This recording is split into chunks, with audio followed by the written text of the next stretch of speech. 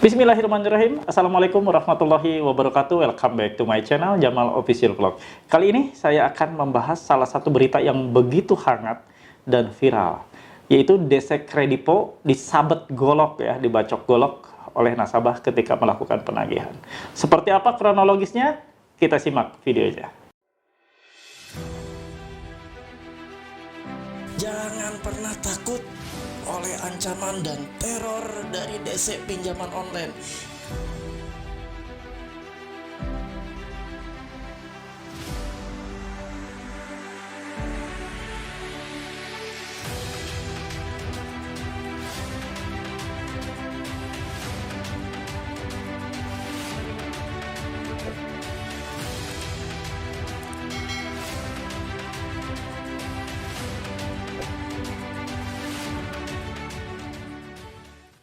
Alhamdulillah teman-teman semua bertemu kembali ya dengan channel ini. Mudah-mudahan ketika kalian menonton channel ini hari ini, kalian semakin kuat atas seluruh serangan yang dilakukan oleh para DC. Dan ini di tanggal 30 ini adalah hari terakhir di bulan November. Kalian menerima berbagai macam bentuk teror, serangan, penagihan yang kasar. Dari mulai lembut, mulai sedang, sampai kasar. Ya, semuanya serba disajikan ini oleh DC ya. Dan kali ini saya akan membahas salah satu topik. Ya, kita mungkin disebutnya apa ya? Ya, kita prihatin lah ya. Ini prihatin sampai ini terjadi, yaitu DC Kredipo dibacok ya, disabet golok oleh nasabah saat menagih. Jadi, kalau saya melihat dari kronologis yang ada di media, bahwa DC Kredipo ini datang berempat, lalu melakukan penagihan, mungkin tidak terima ketika ditanyakan sesuatu, akhirnya sampai si suaminya ini, yang nasabahnya itu si istrinya ya, perempuan. Jadi sampai si suaminya ini akhirnya meluapkan emosi dan kesalnya dengan dikejar DC-nya dan dilakukan tindakan seperti yang ada di media sekarang ramai ya, dibacok ya. Mudah-mudahan teman-teman ini adalah suatu pembelajaran bagi kita semua, tidak terlepas ya, tidak hanya dari nasabah tapi juga para penagih, agar bisa menempatkan diri saat menagih, bagaimana cara menagih yang elok, bagaimana cara menagih yang santun, karena kita tidak tahu situasi mental, psikologis, emosi seseorang, tidak ada yang tahu. Ya, dan ini terjadi akhirnya di Surabaya, Jawa Timur. Mau tahu seperti apa? Saya akan bacakan, saya dapat sumbernya dari media. Simak ya.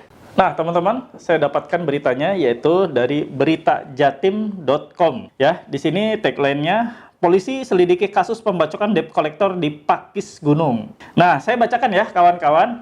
Untuk link beritanya saya sertakan di kolom deskripsi biar kalian juga bisa membaca ulang ya, seperti apa beritanya.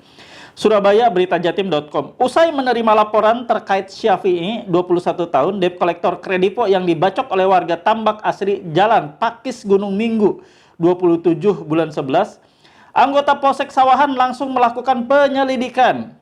Hal itu disampaikan langsung oleh Kanit Reskrim Polsek Sawahan Ibtu Hafiz Mokoginta kepada awak media. Mantan Kanit Resmob Polrestabes Surabaya tersebut mengatakan pihaknya akan memanggil saksi-saksi dalam kejadian tersebut.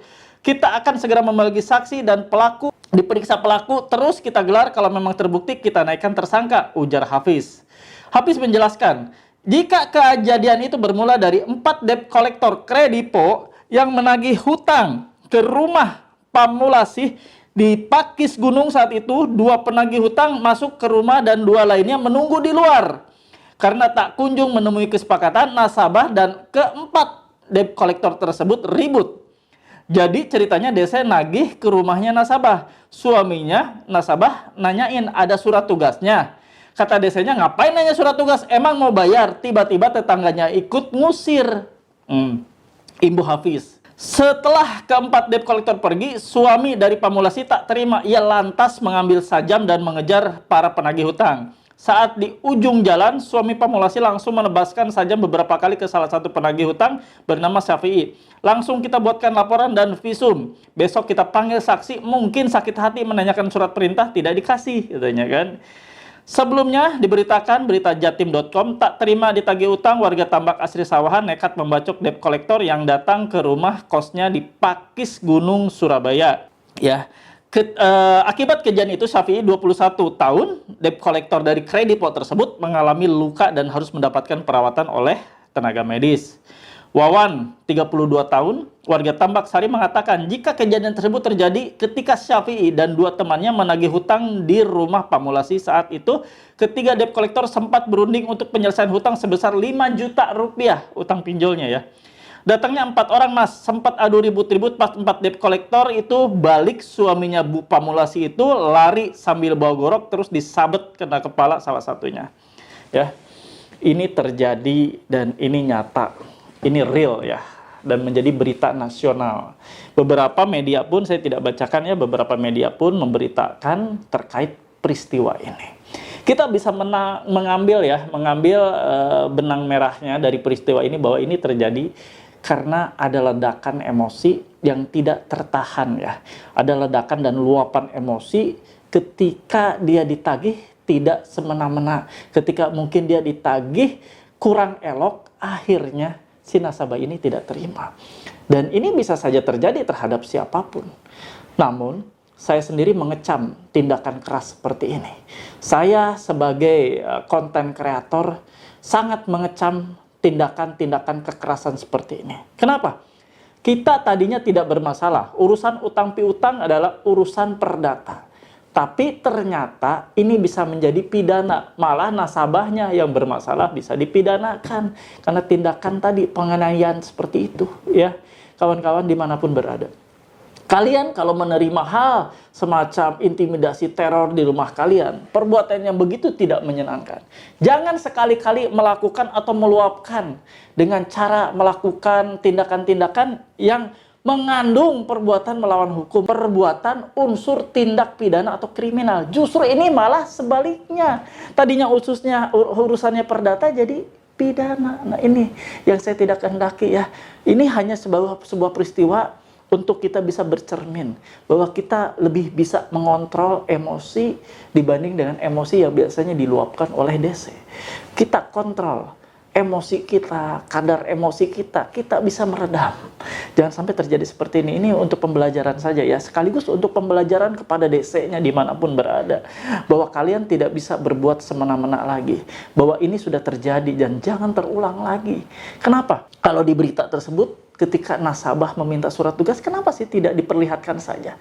Toh namanya surat tugas adalah sesuatu yang memang dicetak, dikeluarkan, ditandatangani, disetujui untuk dibawa serta ketika melakukan penagihan. Untuk dibawa ketika Anda datang ke rumah nasabah untuk melakukan penagihan, diperlihatkan ini. Ini surat tugasnya. Kenapa harus berdebat masalah surat tugas? Ini yang sangat disayangkan ya, kalau melihat dari alur kronologis yang disampaikan oleh media ini, bahwa nasabah itu hanya meminta surat tugas.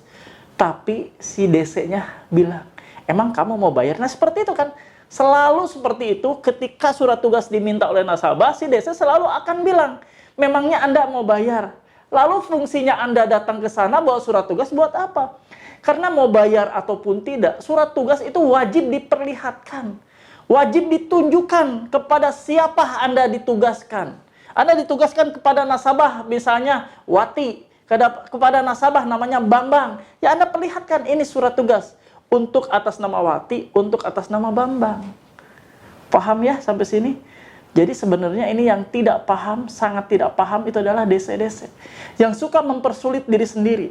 Makanya kenapa tingkat gagal bayar makin tinggi? Karena kearoganan mereka salah satunya.